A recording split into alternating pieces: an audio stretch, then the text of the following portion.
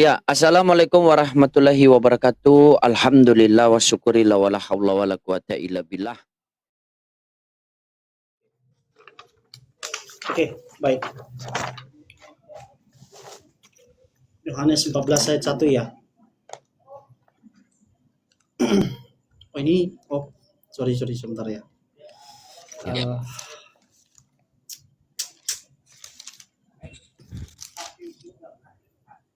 Dibantu tap-tap layar teman-teman, love orange, dan jangan lupa share-share. Silakan Anda. Betul. Ini juga dalam lihat ya, biasanya kan gitu ya, kalau saya nggak keliru. Oke. Baik, tadi apa? Coba Bang Loading bisa tanya ulang. Yohanes 14:1. Yohanes 14:1, janganlah gelisah hatimu, percayalah kepada Allah, percaya juga kepadaku. Ada berapa yang harus kita percaya di situ? Menarik. Nah, itu. Jadi gini. Dan kalau ada berapa yang harus kita percaya di situ? Misalnya kalau ada 2, yang mana Tuhan? Dan kalau ada 1, kenapa bisa 1 sementara di situ ada 2? Silakan. Oke. Baik. Jadi begini. Oke. Bang Bang Loading, tentu sekali lagi saya perlu mendisclaimer bahwa jawaban saya ini tentu saya tidak akan memaksakan siapapun termasuk Bang Loading untuk mau terima atau enggak, mau disanggah itu urusan Bang Loading. Nah, saya kembali ke dalam hal itu ya. Di dalam Yohanes 14 itu ya. Terus jangan gelisah hatimu, percayalah kepada Allah, percaya juga kepadaku. Di dalam literal kita seolah-olah dia itu bicara 2 orang kan, betul ya? Soalnya ada dua orang di sana. Nah, maka kalau menjawab ini Bang Loading, jelas saya harus memulainya itu di dalam pemahaman Tritunggal. Oke, Tritunggal, oke? Jadi di sini itu yang dikatakan oleh Yesus itu bukanlah sebuah bahwa Allah itu ada 3 atau ada 2 oknum, tidak. Tetapi di sini itu menunjukkan bahwa Yesus itu sebagai utusan adalah sehakikat dengan Allah Bapa. Jadi orang Kristen percaya bahwa Allah itu cuma satu Allah itu Esa, gitu. Tentu kalau kita bicara soal Esa, nah ini kita tentu tidak akan berbeda pandangan. Kalau Bang Loading itu berangkat dari kepercayaan Anda, maka jelas beda. Esa yang kita mengerti adalah hakikatnya sebagai Allah, maka kita percaya Allah yang kita kenal itu adalah Allah yang memperkenalkan diri dalam 3 pribadi, satu hakikat. Bisa dibedakan, tapi tidak bisa dipisahkan. Apa yang bisa dibedakan yaitu pribadinya. Makanya Yesus ngomong begini, janganlah gelisah hatimu, percayalah kepada Allah, percayalah juga kepadaku. Ini dia ngomong pribadinya sebagai pribadi kedua dari Allah Tritunggal.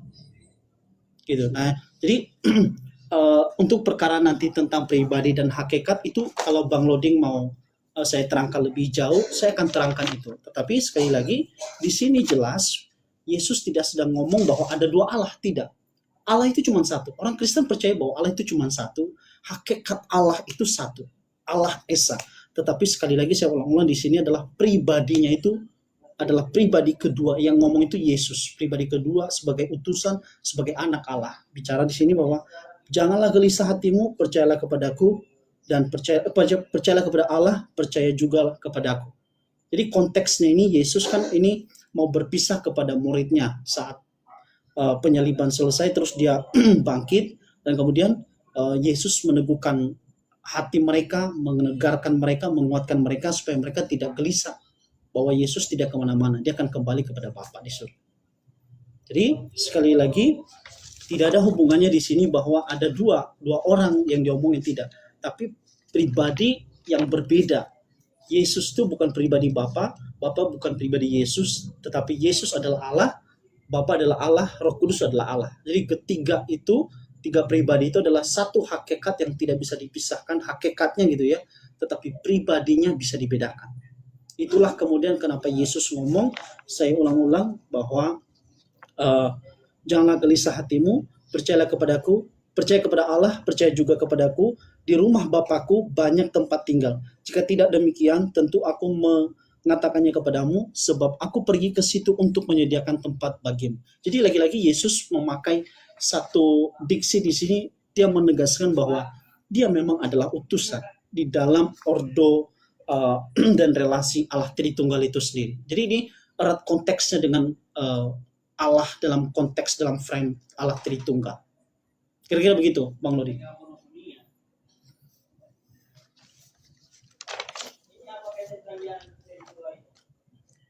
Iya, iya, iya, iya, iya. Luar biasa ya penjelasan Anda ini.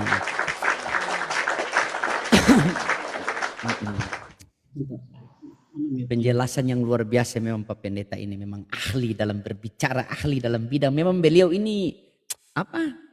Jangan-jangan sarjana komunikasi ini. Beliau punya luar biasa. Oke, baik, kita lanjut lagi ya. Kita masuk lagi. Tadi beberapa, nanti kalau saya bernarasi mungkin Anda bisa catat atau nanti bisa ajukan lagi pertanyaan atau apa, boleh. Kita santai-santai saya dulu ya. Nah, ini agak-agak nyambung ini, Pak. Ini saya lihat agak-agak nyambung ini karena bagus ini. Ini memang sudah nyambung kita. Ini pernyataan beliau tadi itu memang di luar jangkauan, ini luar biasa, ini bisa kita pahami. Terima, Pak. Oke, baik. Tolong di mute ya. Nah, yang Anda menyampaikan tadi itu jujur, jelas, tepat, dan sesat bagi saya, serius. Karena tidak ada poinnya. Entah di situ Anda tahu tetapi Anda tidak mau jujur, atau betul-betul Anda tidak tahu. Begitu. Karena begini, di dalam Yohanes 14:1, janganlah gelisah hatimu, percayalah kepada Allah, percaya juga kepadaku. Tadi Anda mengatakan seolah-olah di situ dua entitas atau dua orang. Bukan seolah-olah, memang dua di situ. Janganlah gelisah hatimu wahai netizen, percayalah kepada Loding dan percayalah kepada Pak Pendeta Muda. Berarti ada dua yang harus kita percaya. Nah, pemahaman saya begini. Kalau pemahaman saya salah, tolong Anda luruskan ya. Begini, Pak Pen. Janganlah gelisah hatimu, percayalah kepada Allah, percaya juga kepadaku. Kalau kita tanya kepada Yesus, Yesus, percaya kepada Allah Bapa sebagai apa? Sebagai Tuhan langit dan bumi. Datanya mana? Matius 11:25. Pada waktu itu berkatalah Yesus, aku bersyukur kepadamu Bapa, Tuhan langit dan bumi. Berarti percaya kepada Bapa sebagai Tuhan langit dan bumi. Nah, sekarang kita sudah dapat poin pertama, percaya kepada Bapa sebagai apa? Ternyata sebagai Tuhan langit dan bumi. Dalilnya di Matius 11:25. Sekarang kita tanya kepada Yesus, Yesus, kalau percaya kepada kamu sebagai apa? Yesus mengatakan, coba kamu baca Yohanes 11:42. Begitu kita baca Yohanes 11:42, di situ dikatakan, Yesus mengatakan, ya Bapa, aku tahu engkau selalu mendengarkan aku. Tetapi di sekelilingi banyak orang ini, aku pengen sekali agar mereka percaya bahwa engkaulah yang telah mengutus aku. Oh, ternyata Yesus pengen dipercaya sebagai utusan. Nah, ini nyambung nih, mulai nyambung nih. Janganlah gelisah hatimu, percayalah kepada Allah, percaya juga kepadaku. Percaya kepada Allah Bapa sebagai apa? Sebagai Tuhan langit dan bumi. Percaya kepada Yesus sebagai apa? Sebagai utusan Tuhan langit dan bumi. Jikalau kita sudah percaya Bapa sebagai Tuhan langit dan bumi dan Yesus sebagai utusan Tuhan langit dan bumi, maka kita berhak memperoleh hidup yang kekal yang dijelaskan dalam Yohanes 17:3. Inilah hidup yang kekal itu, mengenal engkau satu-satunya Allah yang benar dan mengenal Yesus Kristus yang telah engkau utus. Nah, ini nyambung. Ini nyambung ini dia nyambung nih. Tapi setelah ini Anda mau bengkokkan itu, wallahu alam bisawab, itu urusan Anda. Ya, nah sekarang tadi Anda mengatakan bahwa oh itu bukan berbicara tentang begini, tetapi itu tiga pribadi satu hakikat. Pertanyaannya sudah saya sampaikan tadi. Ketika kita berbicara agama, kita harus berbicara tentang dalil. Jikalau kamu berbicara agama tidak berlandaskan dalil, maka kamu akan selalu merangkai kata sampai mentok. Dan pasti setiap orang yang menjelaskan agama tidak berlandaskan dalil, maka penjelasannya itu melalui selera masing-masing. Anda tadi tidak menjawab satu atau dua, tetapi sebagai pendeta menjawab ada satu, ada yang menjawab itu dua, ada yang tidak menjawab, ada yang putar-putar. Nah, salah satu Anda tadi yang putar-putar. Anda mengatakan tiga pribadi satu hakikat. Di mana tertulis tiga pribadi satu hakikat? Kalau kita mau kaji hakikat, di dalam Islam itu al-hakikatu bila syariati batilan. Hakikat tanpa syariat batil. Jangan sampai di dalam kekristenan tidak ada syariat, tetapi sok-sok berbicara masalah hakikat, akhirnya batil. Hakikat itu apa? Hakikat adalah keadaan yang sebenarnya. Keadaan yang sebenarnya hakikat kita manusia ini adalah makhluk, ciptaan. Sementara hakikat Bapa ini adalah pencipta. Karena di dunia ini cuma ada dua. Ada penciptaan dan ciptaan. Hakikat makhluk adalah penciptaan, hakikat Bapa adalah pencipta. Sementara Anda menjelaskan tadi, ada 3 pribadi dalam satu hakikat. Bagaimana? Bagaimana satu hakikatnya itu? Hakikat adalah keadaan yang sebenarnya. Lukas 2 nomor 11, hari ini telah lahir bagimu juru selamat Kristus Tuhan di kota Daud. Hakikatnya itu apa? Manusia ciptaan. Tidak mungkin ciptaan menjadi pencipta dan tidak mungkin pencipta menjadi ciptaan. Itu sangat mustahil. Nah sekarang begini menurut Anda coba. Anda silakan tanggapi narasi saya tadi dan tolong Anda jelaskan lagi tadi. Di dalam Yohanes 14:1 itu ada berapa yang harus kita percaya menurut pemahaman Anda? Silakan.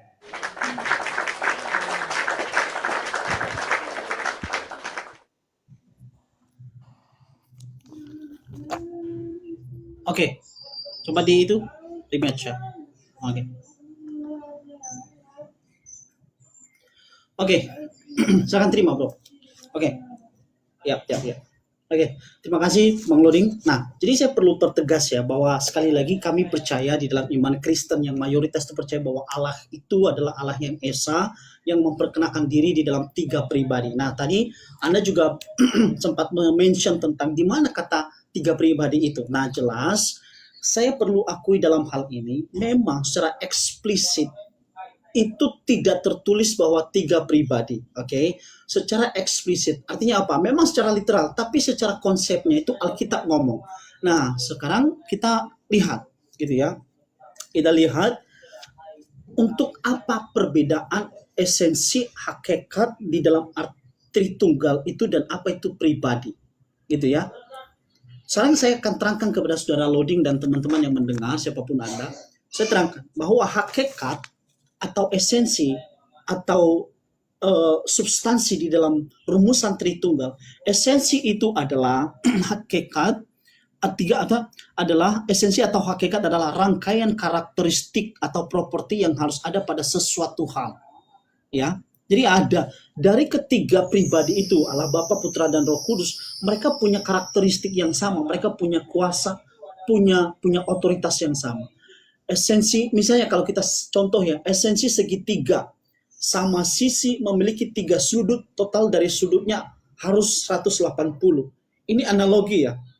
Analogi dari esensi itu apa? Kemudian, kalau kita melihat lagi esensi atau hakikat itu adalah Allah itu roh.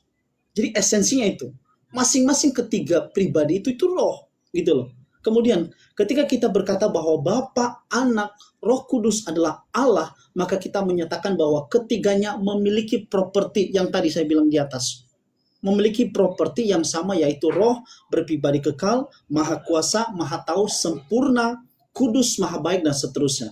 Kemudian di dalam, setelah itu di dalam inkarnasi Yesus sebagai pribadi kedua, maka Anak menambahkan natur kemanusiaan di dalam dirinya. Menambahkan natur kemanusiaan, ya itulah sebabnya di dalam iman Kristen kita percaya bahwa Allah menjadi manusia. Jadi dalam diri Yesus itu terdiri 2 natur, dwinatur, sepenuhnya Allah dan sepenuhnya manusia berdiam diri di dalam diri Yesus. Di mana ayatnya? Tentu nanti saudara bisa baca di dalam Yohanes pasal pertama. Itu sebab dari awal kita diskusi ini Bang Loding, saya pernah ingatkan Anda bahwa kalau Anda mau belajar kitab Injil Yohanes, maka jangan lupa prolognya. Prolognya itu apa? Pada mulanya apa? Firman, dan firman itu bersama-sama dengan Allah, dan firman itu adalah Allah itu sendiri. Itu jelas. Dan kemudian ayat 14 Bang Loding nanti Anda baca, jangan pura-pura nggak baca tentunya. Firman itu menjadi manusia dan diam di antara kita. Itu soal esensi, hakikat. Jadi saya nggak tahu apakah tentu jelas berbeda mungkin pengertian kita tentang hakikat. Saya tidak peduli soal itu. Tapi esensi yang dipahami oleh orang Kristen artinya adalah ketiga itu mereka punya properti. Nah sekarang kita lihat pribadinya. Pribadi, tadi saya bilang Allah itu memperkenalkan diri dalam 3 pribadi, tapi 1 hakikat. Hakikat saya sudah jelaskan, pribadi sekarang saya terangkan. Di dalam bahasa Yunani pribadi itu adalah hipostasi. Jadi ada istilah-istilah di dalam Yunani hipostasi itu menjadi personae, Latinnya itu tuh. Ya, kemudian ini secara literal berarti sesuatu yang melekat dalam diri pribadi itu sendiri, digunakan dalam teater. Makna yang dibawa adalah peran yang dimainkan oleh ketiga pribadi itu tuh. Jadi, nah nanti kita masuk lagi, nah memang akan masuk begitu dalam nih. Kalau Anda mau memahami soal Tritunggal, maka itu harus melihat secara ontologis dan secara ekonomis. Ada Tritunggal secara ekonomis dan ada secara ontologis. Ekonomis itu adalah peranan mereka tiga pribadi itu tuh. Oke. Kemudian dalam rumusan teologi Tritunggal kata pribadi menekankan pusat kesadaran memiliki perspektif orang pertama dan kemampuan berelasi dengan pihak lain. Itu sebab ketiga pribadi itu dapat berelasi. Allah yang kami sembah itu adalah Allah yang kekal. Kalau Allah itu kekal, maka itu harus berelasi. Di dalam kasih, di dalam firman Tuhan ngomong begini. Nanti baca di dalam 1 Yohanes pasal 1 ayat berapa saya lupa gitu ya. Allah itu adalah kasih. Kasih itu mesti ada objek dan subjeknya. Kalau dalam kekekalan tidak ada subjek dan objek, maka itu keliru. Jadi ketiga pribadi itu selalu berelasi dari kekekalan sampai kepada kekekalan. Nah, ini saya belum jawab di mana ayat-ayat tentang Tritunggal, saya kira akan habis waktunya. Nanti akan saya jawab soal itu. Ya, tentu ada ayat-ayat, banyak sekali ayat-ayatnya. Saya akan terangkan itu nanti kepada saudara. Silakan.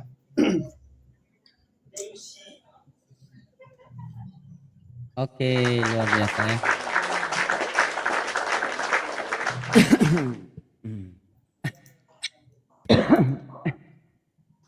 Ya, kita match dulu bentar waktu mana. Oke. Oke, baik. Ya.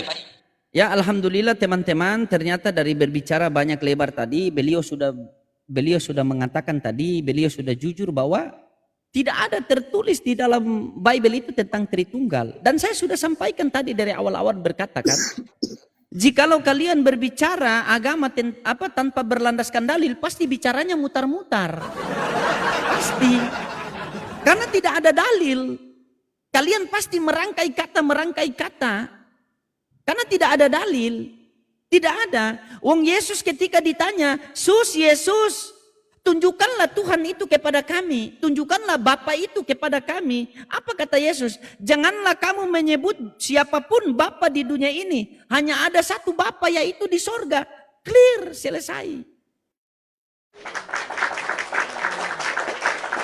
Tidak pernah saya mendapatkan narasi di dalam Bible itu ketika murid-murid tanya kepada Yesus, Yesus, siapakah Tuhan itu? Terus Yesus mengatakan, ada 3 pribadi satu hakikat. Tidak ada. Yesus langsung mengatakan, yang Tuhan adalah Bapa. Matius 11:25. Kalau kita tanya, terus untuk apa Yesus datang ke dunia ini? Apakah Yesus datang ke dunia sebagai Tuhan? Bukan, sebagai utusan Tuhan. Di dalam Yohanes tadi yang Anda mengatakan bahwa kasih itu Yohanes 1:18. Di dalam Yohanes 1:18 sudah jelas itu. Karena begitu besar kasih Allah akan dunia ini, sehingga ia mengaruniakan anaknya yang tunggal, agar setiap orang yang percaya kepadanya beroleh hidup yang kekal. Yohanes 3:16. Nah, untuk memperoleh hidup yang kekal kan larinya di Yohanes 17:3. Inilah hidup yang kekal itu, mengenal engkau satu-satunya Allah yang benar. Yesus, Allah itu siapa? Lukas 4:8. Sebab ada tertulis, sembahlah Tuhan Allahmu. Berarti Tuhan menurut Yesus. Kalau menurut Pak Pendeta pasti ribet. Allah itu ada 3 pribadi. Di dalam 3 ada satu hakikat. Ini sudah bingung. Anda suruh mengutip firman. Pada mulanya adalah firman. Firman itu bersama-sama dengan Allah. Dan firman itu adalah Allah. Firman itu menurut Anda ini apa dulu? Jangan sampai firman ini Anda mengatakan, ada kemari mengatakan firman itu adalah ekspresi Allah. Ada mengatakan bahwa firman itu adalah logika Allah. Tetapi tidak bisa memberikan dengan dalil. Buktikan dengan data. Sementara kami orang Islam mengatakan bahwa firman itu adalah perkataan. Dan itu kami pakai data. Firman itu kalau menurut saya adalah perkataan, berarti pakai data. Di mana datanya? Keluaran 34 nomor 28, firman adalah perkataan. Yeremia 15:16, firman adalah perkataan. Yeremia 30 nomor 4, firman adalah perkataan. Yeskiel 3:4, firman adalah perkataan. Berarti dalam Yohanes 1:14, Perkataan itu, firman itu telah menjadi manusia. Anda sudah sepakat, manusia itu hakikatnya ciptaan.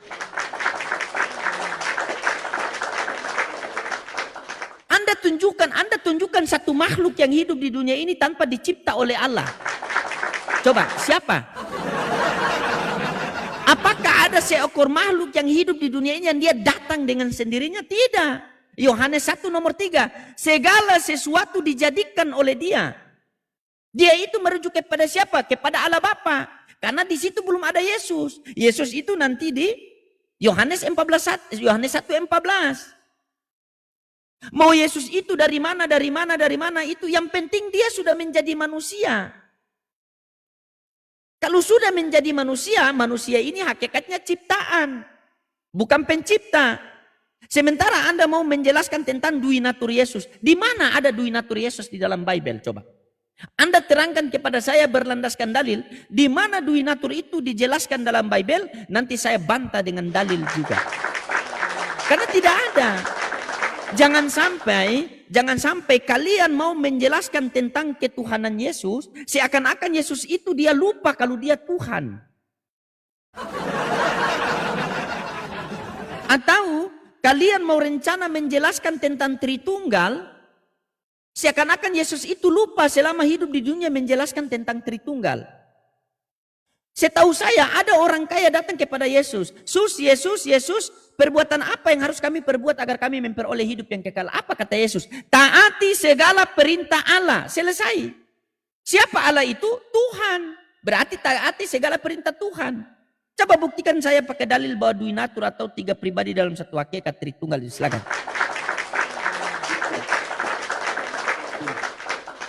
Oke, silakan. Image. Siap. Tunggu kita lihat. Maaf Bang ya, suara saya memang keras begitu Bang ya. Saya biasa demo soalnya. Gak apa-apa. It's okay. Never mind. Tadi kan Abang sudah berulang kali tanya itu tentang duinatur, di mana duinatur. Ya jelas ya, salah satu ayat aja saya sudah kasih tadi sama Abang itu.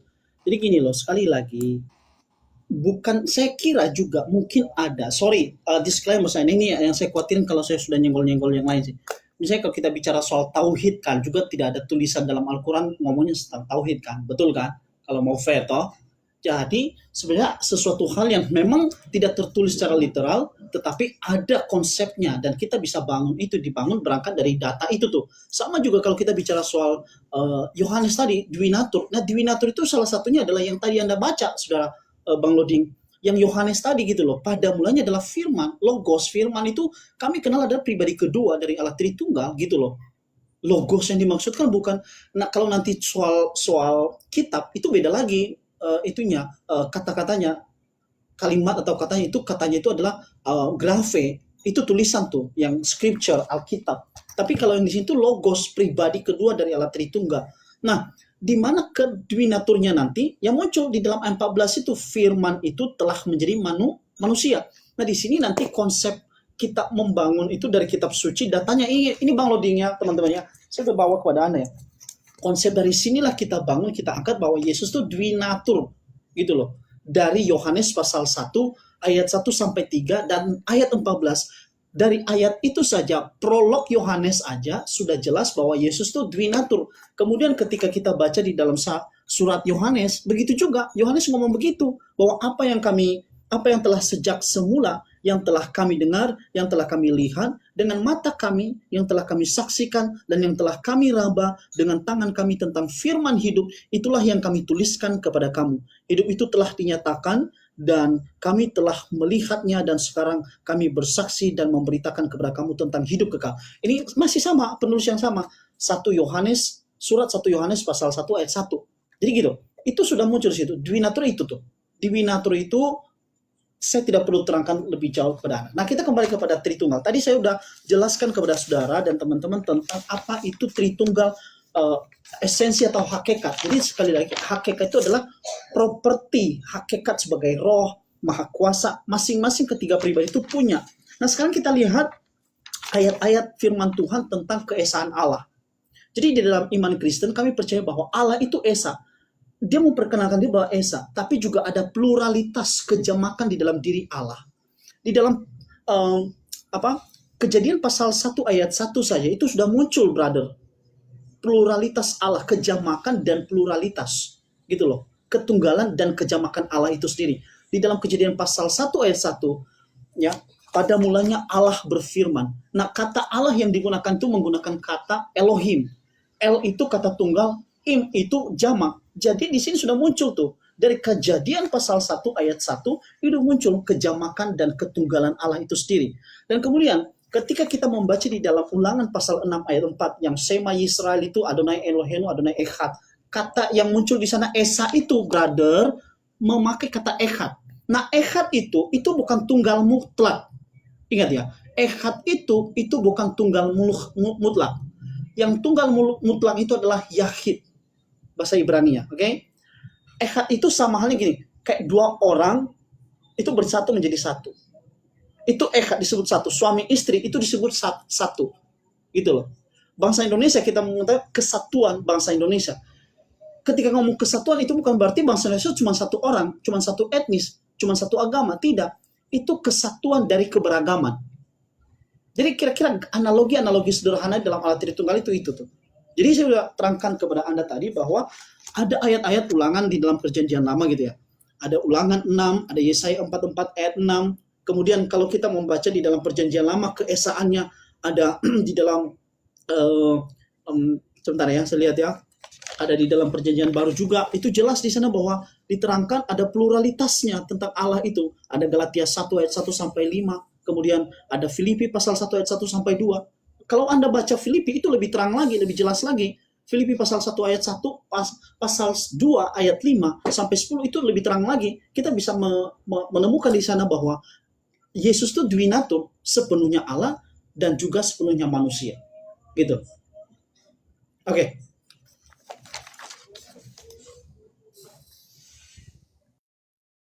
Oke, baik. Luar biasa ya. Semangat Pak Pendeta, semangat. Harus semangat. Sabar.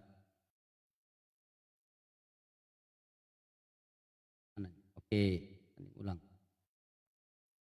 Ya, baik. Nah, kan sudah saya sampaikan lagi tadi kan Pak Pendeta. Rata-rata kan Anda setiap narasi Anda ini tidak ada poin yang apa yang harus saya catat di sini, tidak ada poinnya. Mungkin tadi yang sudah saya catat tadi Anda bilang Bapa, Firman dan Roh Kudus. Kalau Anda mengatakan itu Tritunggal, Yohanes 1 nomor 1 Roh Kudus tidak ada. Pada mulanya adalah Firman, Firman itu bersama-sama dengan Allah dan Firman itu adalah Allah. Roh Kudus di mana coba? Roh Kudus belum datang di Yohanes 1:14, di Yohanes 1 nomor 1 belum datang Roh Kudus. Pada mulanya adalah Firman. Firman itu bersama-sama dengan Allah dan Firman itu adalah Allah. Cuma dua, yang satu mana? Ketinggalan. Tidak ada. Anda hanya mau berusaha tapi tidak ada Pak Pendeta. Anda mau paksakan. Bahkan tadi Anda mengutip tadi ulangan berapa? Ulangan 4 nomor 6 ya. Sema Israel Adonai Eloheinu Adonai Echad. Dengarlah wahai orang Israel, Tuhan Allah kita, Tuhan itu Echad. Echad. Anda mengatakan Echad itu bukan berarti satu tunggal. Tetapi Echad itu berarti ibaratnya satu keluarga itu, suami istri dia jadi satu. Itu suami istri satu keluarga. Itu namanya satu keluarga. Satu kakak itu namanya satu kesatuan. Satu kesatuan. Beda antara satu kesatuan dan satu-satunya beda. Sementara Yesus bilang Tuhan yang benar itu satu-satunya. Yohanes 17:3 tadi. Inilah hidup yang kekal itu, mengenal engkau satu-satunya. Satu-satunya itu berarti tidak ada isi di dalam A, B, C, tidak ada. Berarti tunggal, satu. Kalau satu kesatuan sepak bola, nah berarti itu ada beberapa orang oknum di dalam. Satu kompi, satu batalion. Nah itu namanya satu kesatuan. Jadi Anda harus bedakan dulu satu kesatuan dan satu-satunya itu berbeda. Begini Bang. Ketika Musa diutus di tengah-tengah Bani Israel, Musa mengajarkan kepada murid-muridnya Sema Israel Adonai Eloheinu Adonai Echad. Dengarlah wahai orang Israel, Tuhan Allah kita Tuhan itu Echad, Esa, satu.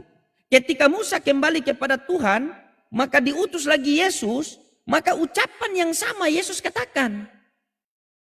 Dalam Markus 12:29,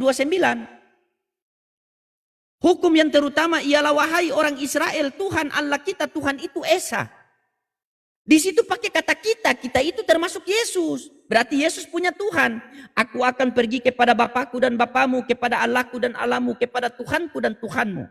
Bahkan dia berdoa semalam-malaman di Taman Getsemani. Kalau Anda paksakan dia duinatur, ketika dia berdoa semalam-malaman di Taman Getsemani, ketuhanannya kemana? Jalan-jalan? Kan tidak. Coba.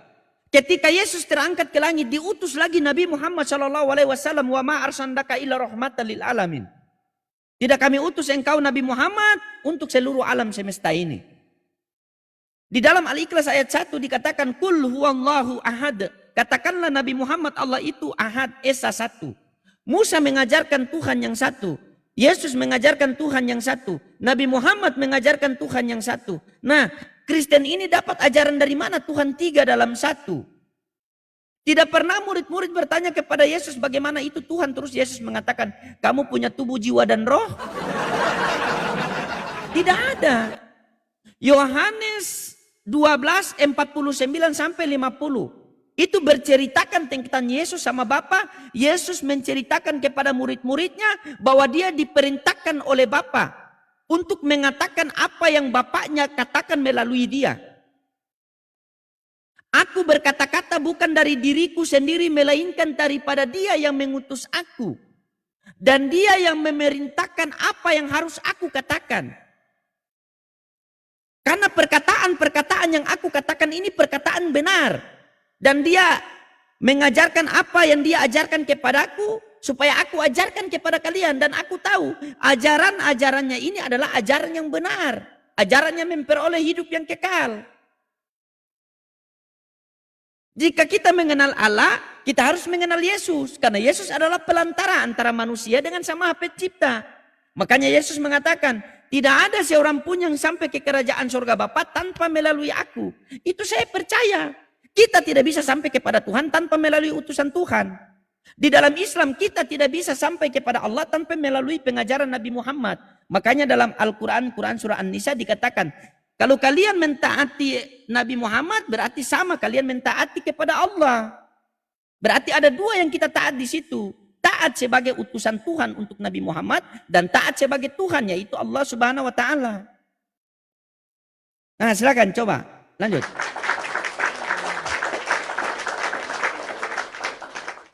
Baik.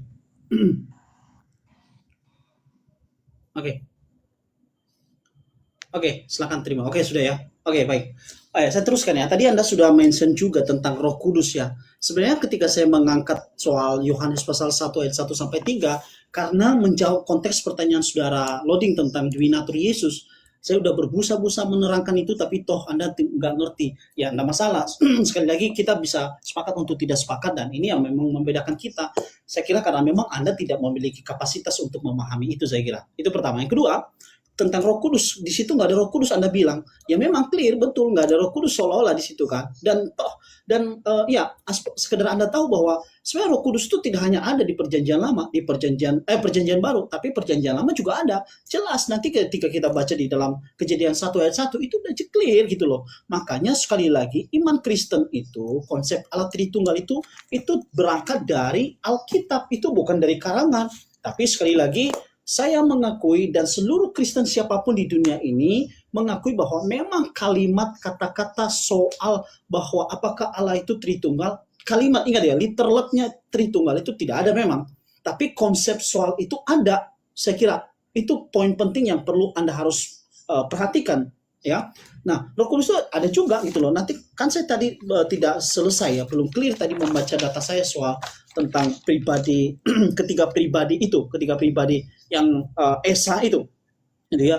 Nah, itu kita juga bisa baca dalam Yohanes 15 ayat 26 bahwa jikalau penghibur yang aku utus dari Bapa datang, yaitu roh kebenaran yang keluar dari Bapa, ia akan bersaksi tentang aku. Jadi ini clear bahwa kita percaya bahwa Yesus itu adalah pribadi kedua dari Allah Tritunggal. Ini konteks ini dulu ya. Kita nggak masuk kepada teks-teks yang Anda bawa tadi tentang Yohanes yang di mana rumah Bapa. Jadi ketika muncul ayat ini, muncul Yohanes pasal 14 ayat 1, maka orang Kristen secara otomatis itu sudah membacanya di dalam narasi dan prolog, dimulai dari prolog kitab Yohanes.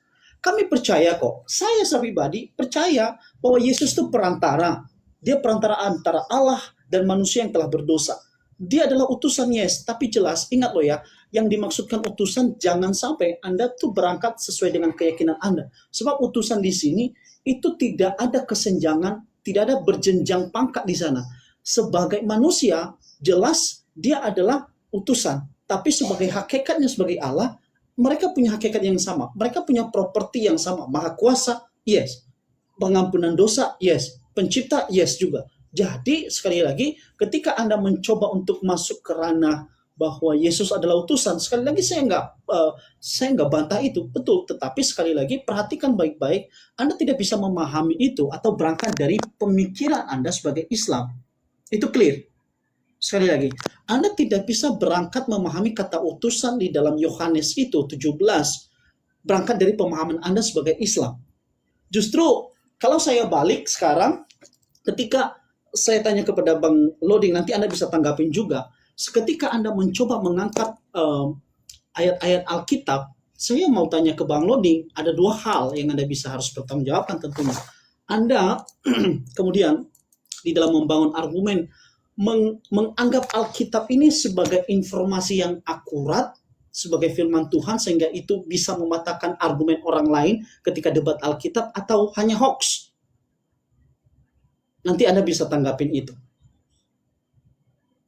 Catat itu. Anda memperlakukan Alkitab ini sebagai apa? Ini sebagai firman Tuhan sehingga mampu mematahkan argumen saya dan orang-orang yang Anda bantah di dalam perdebatan, atau ya hanya sekadar oh ya sudah, itu catatan biasa kok. Nanti Anda bisa bantah itu, gitu loh. Tapi kalau Anda bilang bahwa Alkitab ini tidak benar sebagai firman Tuhan, maka itu kecelakaan luar biasa bagi Anda sendiri, kecelakaan logika sebenarnya. Ketika Anda mencoba membangun argumen Anda kepada data yang sebenar-benarnya tidak akurat, tapi Anda berusaha mengais-ngais tanda kutip rezeki di situ, rezeki untuk membantah argumen orang lain. Itulah Anda seolah-olah itu terjun dari atas Monas ke bawah. Itu terjunan logika yang sangat luar biasa. Itu harus Anda notice, brother. Mulai malam ini Anda harus renungkan itu. Gitu. Nah, sekali lagi saya lanjutkan ya. Jadi di dalam penjelasan saya bahwa jelas di dalam firman Tuhan itu ada banyak sekali tentang ayat-ayat bahwa Allah itu esa, tapi juga ada pluralitas di dalam keesaan itu sendiri. Salah satu yang ehad tadi. Gitu. Oke, silakan.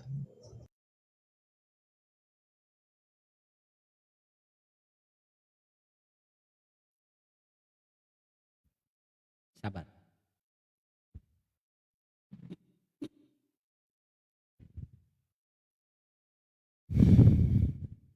Oke, baik ya.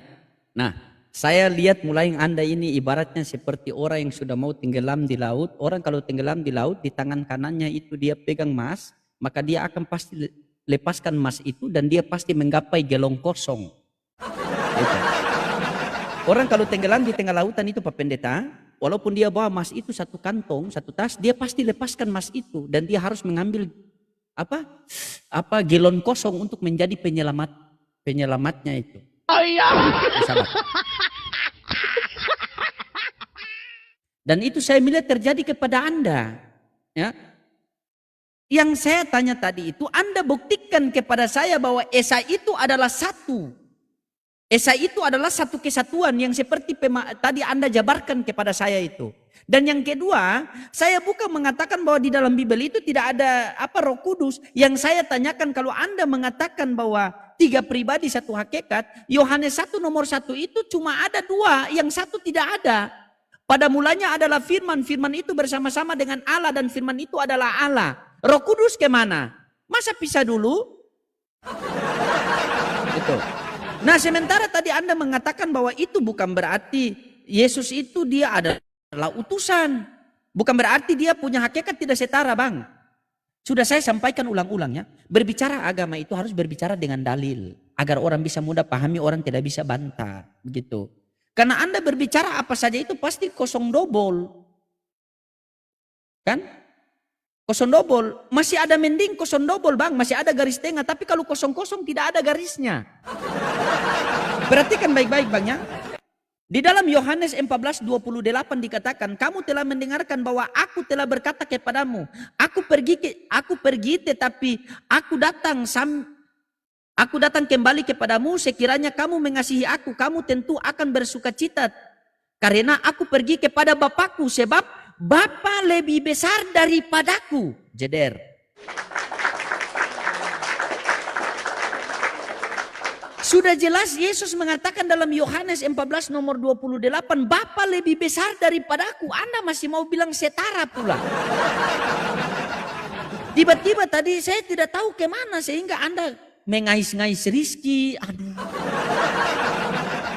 Di sini kita bahas bukan masalah rizki bang. Kalau rizki di dalam Islam itu wahmur ahlaka bisolati wastobir alaiha lanas'aluka rizkon nahnu narzukuka wal akhibatul littaqwa.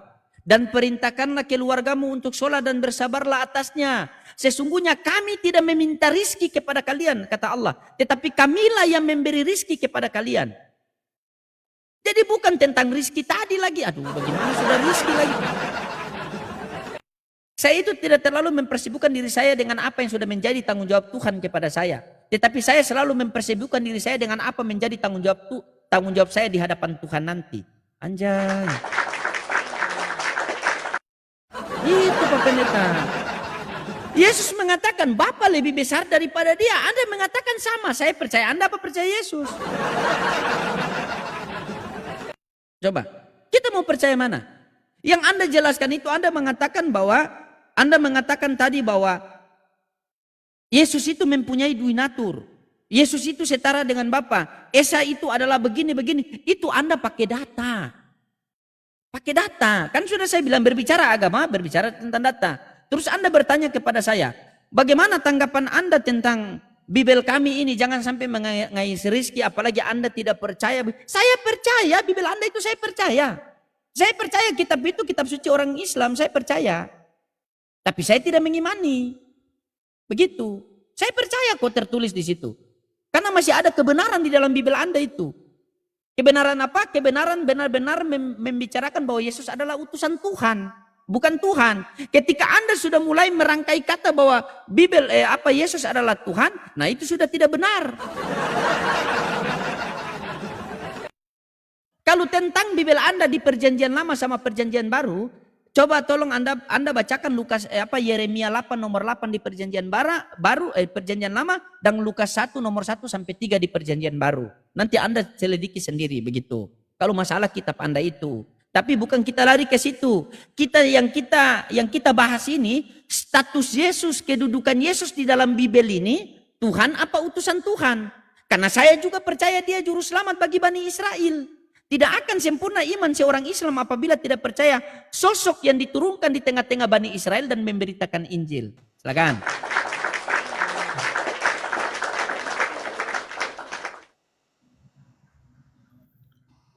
Oke. Coba ulang rematch. Oke. Oke, baik, saya tanggapin ya. Nah, inilah yang saya bilang ya. Anda berusaha mencoba untuk menyelamatkan diri saudara, tapi tidak masalah lah. Tadi Anda mengatakan, di satu sisi Anda mengatakan bahwa ada kebenaran, tapi di sisi lain tiba-tiba ketika itu tidak sesuai dengan isi kepala Anda mengatakan itu pembohongan semua. Itu kekeliruan logika yang begitu luar biasa dan dahsyat buat Anda. Itu Anda perlu notice itu dan perlu harus renungkan itu, saudara Lodik. Itu pertama. Yang kedua, tentang tadi Yohanes, kan Anda sedang menanyakan itu. Jelas memang di situ nggak ada. Cuman bukan berarti bahwa hanya ayat itu yang bicara soal konsep bahwa Allah Tritunggal itu ini loh, Yohanes 1 tadi. Tidak, semua. Makanya narasi Alkitab itu memang bertaburan soal bahwa Yesus itu adalah pribadi kedua, atau dengan kata lain bahwa Allah yang disembah oleh orang Kristen itu adalah Allah yang Esa, Echad, yang memperkenalkan diri dalam 3 pribadi gitu loh. Nah sekarang kita lihat, tadi kemudian tiba-tiba Anda masuk di dalam Yohanes 14 ayat 28. Ketika Yesus ngomong tentang bahwa Bapa lebih besar dari aku. Ya, sebelum saya tanggapin ini, bahwa saya percaya, Bang Loding, kami percaya, orang Kristen juga percaya bahwa Yesus itu adalah manusia, Yesus adalah utusan, Yesus adalah perantaran, Yesus adalah rasul, Yesus adalah nabi. Di dalam dia menjalankan misinya sebagai Mesias, sebagai juru selamat, sebagai anak Allah, dan sebagai pribadi kedua Allah Tritunggal itu sendiri. Nah, sekarang kita masuk di dalam teks-teks Alkitab saya kira ya. Mari kita lihat, Bang Loding, kan saya sudah bilang kepada Anda bahwa di dalam iman Kristen itu percaya bahwa Allah itu Esa, tapi juga sekaligus ada perbedaannya di sana. Nah, itu yang saya mention tadi, bahwa ada secara ontologis, tapi juga ada secara ekonomis. Secara ekonomi itu secara peranan mereka. Jadi ketika Yesus ngomong Yohanes 14:28, itu masuk kepada ranah secara ekonomi, bahwa peranan mereka, misalnya gitu, perbedaan peran Yohanes 5:37. Jadi Anda harus perlu perhatikan baik-baik, ya. Yohanes 5:3, Bapa yang mengutus aku, dialah yang bersaksi tentang aku. Kamu tidak pernah mendengar suaranya, rupanya pun tidak pernah kamu lihat. Itu Yohanes pasal 5:7. Dalilnya jelas di situ.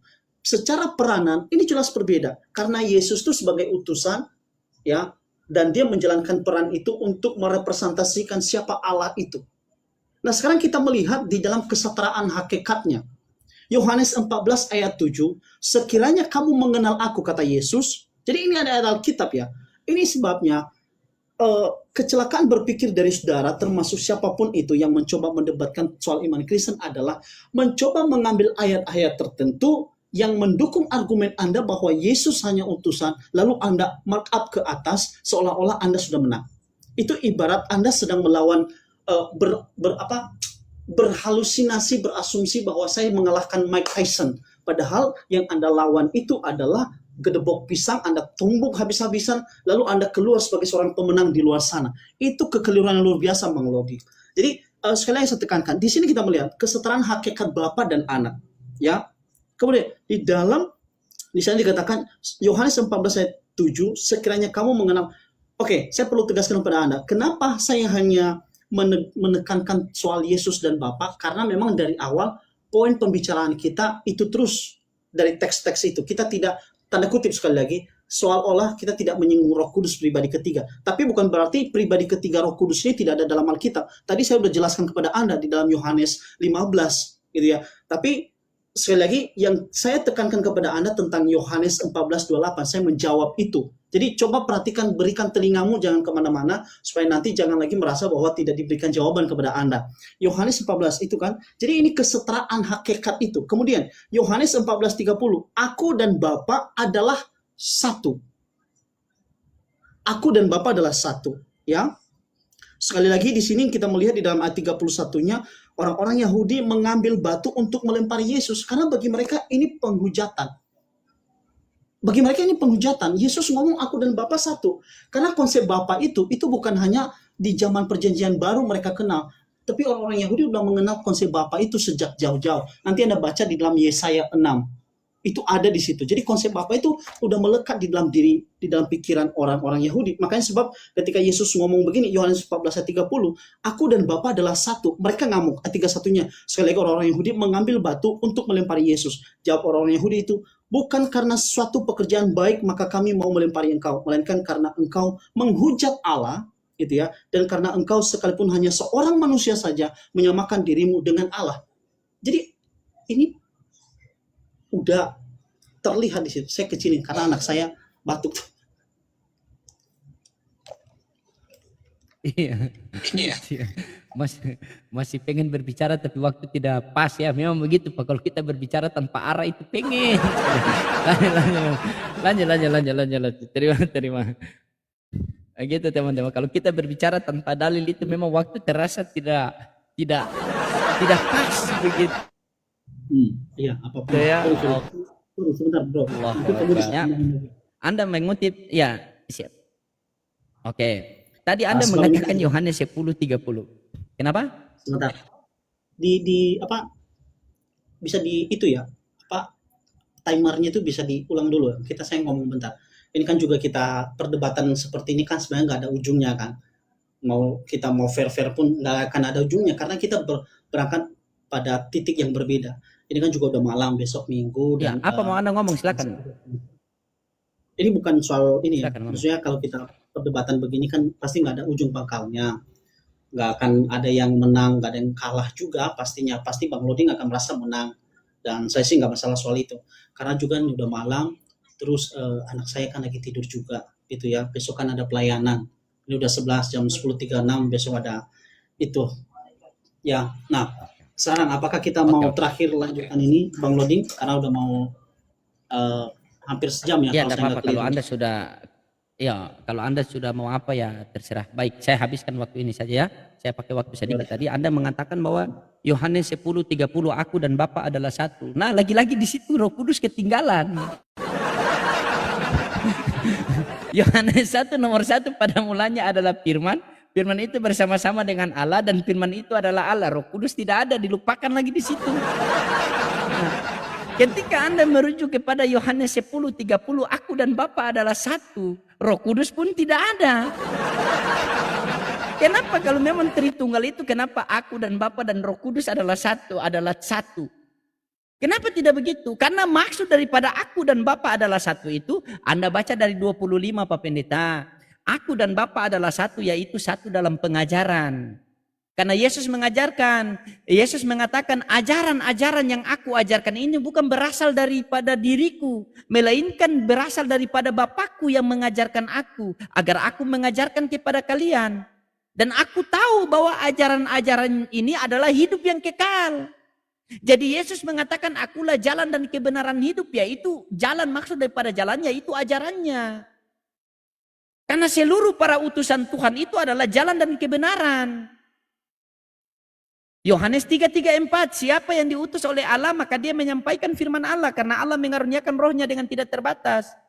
Musa diutus oleh Allah, berarti Musa menyampaikan firman Allah. Jikalau kita berdua hidup di zamannya Musa dan kita mengikuti ajaran Musa, mengikuti perkataan Musa, maka kita selamat. Karena Musa menyampaikan kebesaran Allah. Ketika kita berdua hidup di zaman Yesus, maka kita harus mengikuti Yesus juga.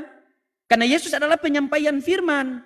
Yohanes 17:8, sebab segala firman yang engkau sampaikan kepadaku telah aku sampaikan kepada mereka dan mereka telah menerimanya dan mereka benar-benar tahu, ini kata Yesus kepada murid, kepada Allah Bapa ya, dan mereka benar-benar tahu siapa mereka itu, murid-muridnya. Murid-muridnya itu benar-benar tahu bahwa aku datang daripada Bapa dan mereka percaya bahwa Bapa yang telah mengutus aku. Padahal sudah jelas Anda kutip tadi Yohanes 5:37. Bapa yang mengutus aku, dialah yang bersaksi tentang aku. Kamu tidak pernah mendengar suaranya, rupanya pun kau tidak pernah melihat. Untuk memperkenalkan, untuk menyatakan bahwa Allah Bapa itu ada namun tidak terlihat. Dalilnya mana? Yohanes 1:18. Tidak ada seorang pun yang dapat melihat Allah Bapa, menyatakannya. Jadi tugas Yesus datang ke dunia ini untuk menyatakan Allah Bapa itu ada namun tidak terlihat. Dan dia mengatakan bahwa aku dan Bapa adalah satu, itu satu dalam pengajaran. Karena ajaran-ajaran yang aku ajarkan ini bukan berasal dari diriku, melainkan berasal dari Bapakku yang mengutus aku.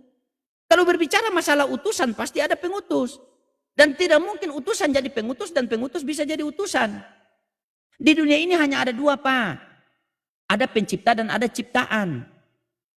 Hakikat kita manusia ini ciptaan. Hakikat Tuhan itu maha pencipta. Begitu. Yohanes 1:14, firman menjadi manusia. Manusia itu hakikatnya apa? Ciptaan. Berarti Yesus menciptakan dirinya sendiri. Makanya Anda baca itu.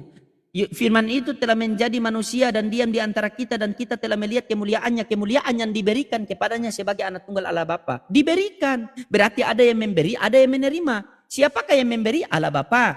Yang menerima siapa? Yesus. Berarti yang mana Tuhan? Bapa. Di situ ada dua entitas. Entitas yang tidak terlihat yaitu Bapa dan entitas yang terlihat yaitu Yesus.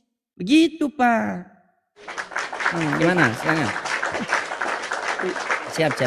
Oke, saya selalu ya. Salam buat semua keluarga di sana. Itu ya, kita Ya. seperti diskusi seperti ini sekali lagi ya. Biar bagaimanapun kita mau benturin kepala di tembok dibenturin kepala nggak akan ketemu tentunya. Ya, terima kasih buat Bang Loding sudah memberi kesempatan saya kira ya kita untuk bersama-sama berdiskusi, berdialog hangat seperti ini ya. Saya berharap Bang Loding tetaplah berdialog santun seperti ini ya, walaupun tidak akan ketemu ujung pangkalnya. Itu saya kira. Silakan statement closing Oke, statement. siapa? Oke, baik Pak. Saya sepakat sama Anda tadi bahwa kita diskusi ini sepakat agar tidak sepakat. Apa maksud dan tujuan kita berdiskusi ini? Agar kita masing-masing mendapatkan hidayah biar kuat iman keimanan kita, Pak. Ya. Beginilah cara kita untuk menyampaikan firman Allah kepada netizen. Tidak mungkin saya ngomong sendiri di atas kan? Gitu. Anda beritakan firman Tuhan kepada saya dan saya dakwah kepada Anda. Ya kita jadi seperti ini. Tujuan kita bukan antara agar Anda mendapat hidayah, saya mendapat bisa mengikuti masuk Kristen, tidak, tetapi tujuan kita agar netizen bisa tambah lebih pintar lagi, bisa mengkaji. Kan karena di dunia ini kita cuma tahu, Bang, bumi satu, matahari satu, bulan satu, masa Tuhannya dua, Tuhan Islam sama Tuhan Kristen. Pasti ada salah satu tidak benar, siap. Oke, Pak. Baik, terima kasih ya. Oke, terima kasih Pak Pendeta ya. Ya, God bless you.